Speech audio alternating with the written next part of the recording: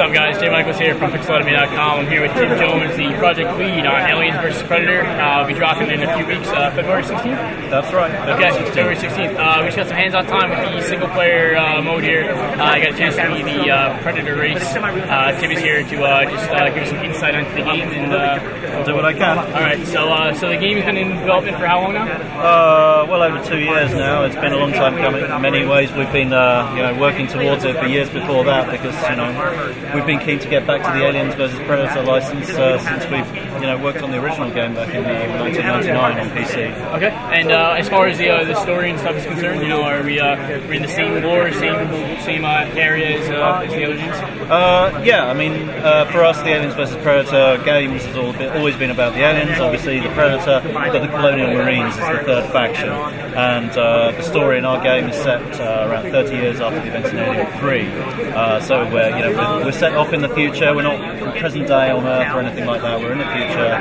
We're out in space on a newly discovered planet which has been recently colonised, and they've uncovered some ancient predator ruins and some alien eggs, and as you can imagine, all sorts of trouble happens, which sets the stage for the fun and games of the game. Now, the gameplay design itself, as far as the level design and stuff like that, are we going to be staying on one planet? Is it going to be open world? Are we going corridors? What are we doing here? We've got quite a variety of environments in the game. They're all set on the planet, in and around the colony and the other human bases around there, but also through jungles, swamps. We've got ancient ruins, underground ruins. We've got a huge variety of stuff in there, and obviously the classic kind of claustrophobic sci-fi kind of colony corridors that you know from the movies, that kind of thing. So you've got all of that. The levels are very much focused on the narrative, about giving the player fun gameplay spaces. So it's not like an open world like GTA style game or anything like that. It's more about the atmosphere and the. Is it going to be all melee and first person shooting, or are we going to be solving puzzles, or?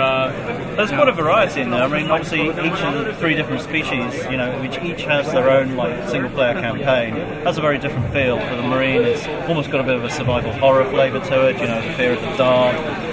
Finding your way around using your flares and your torch and your motion tracker, of course, to stay alive and sense what's going on out there. And a lot of it's about staying alive, combat focused. But there's a few sort of simple puzzles in there here and there. But the Alien and Predator perhaps have more in the way of environmental puzzling, if you like, because they've got interesting ways of getting around the environment. Right.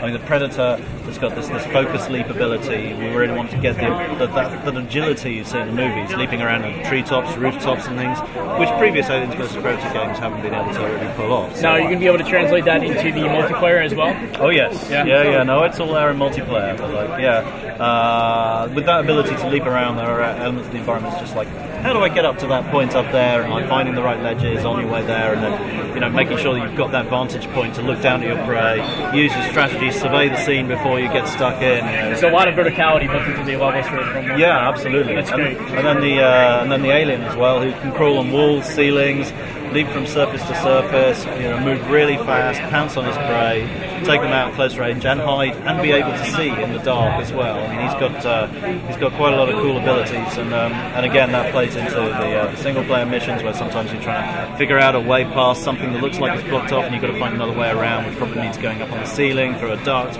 maybe disabling some equipment. It's there's a lot of variety in it, and it's certainly got a little bit of a stealth flavour to it for the Marine, for the Predator. Cool.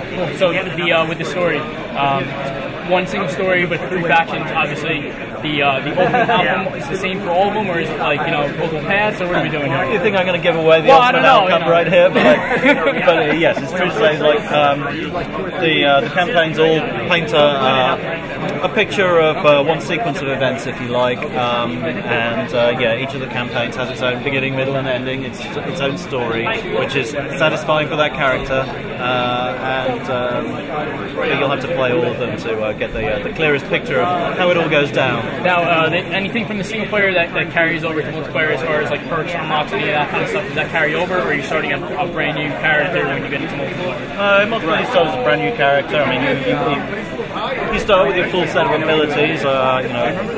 apart from like obviously having to pick up weapons in the maps when you find them, that kind of thing. But in multiplayer, if you play through the ranked matches, you know, we've got an XP experience point system, so the more you play that, the more experience points you get. So you'll have to do that in order to unlock further multiplayer skins, to choose the variety of character you play as, and also, you know, bragging rights against your friends and show how cool you are. And how many people are we talking about at the same time in multiplayer? It depends on the mode, but most of the modes support up to 18 players online, you know, which splits neatly into like 3 teams of 6. But the exception to that is our Survivor mode, which is available in single player as well, and that's kind of a point defense mode where you're playing, well, in single player as a Marine against oncoming waves of aliens, AI-controlled aliens, and you just have to see how long you can survive before you ultimately get taken down by the aliens, because you're going to eventually. But in multiplayer, you can play that online with up to 4